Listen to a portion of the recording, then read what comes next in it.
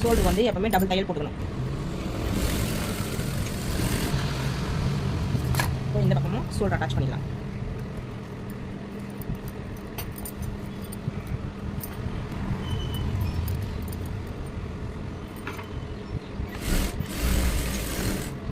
இங்கேயும் நம்ம டபுள் தையல் போடலாம்.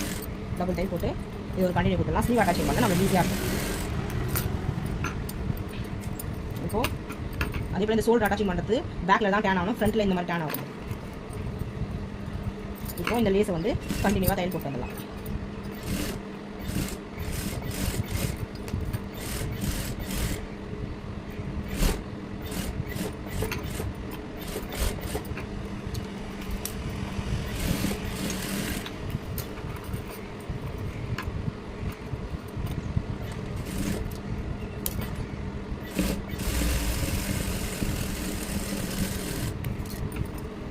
நாட் கயிறுக்கும் ஒரு தையல் போட்டு வந்துடலாம். நம்ம எந்த ஷேப்பில் வச்சுருக்கோமோ அதே ஷேப்பில் நம்ம கண்டினியூ பண்ணணும்.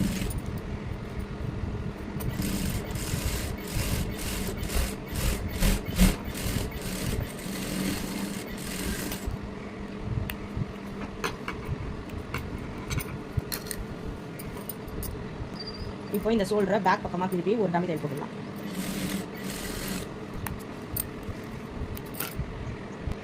இப்போ இதுக்கு நான் ஸ்டோன் கொடுக்க போகிறதில்ல. இந்த க்ரீன் கலர் லேஸையே நான் இப்போ வச்சு இதை அட்டாச் பண்ண போகிறேன்.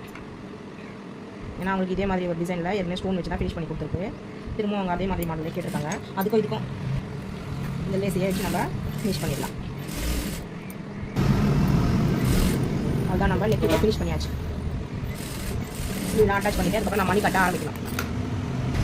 இந்த டிசைன் எப்படி வந்துருக்குன்னு பாருங்கள். இங்கே ஒரு தையல் போட்டு வைக்கலாம் எக்ஸ்ட்ரா. நெக்கு ஃபினிஷிங் அது போட்டா சூப்பராக இருக்குது. சென்ட் பண்ணு. நல்லா இருக்குது சூப்பராக.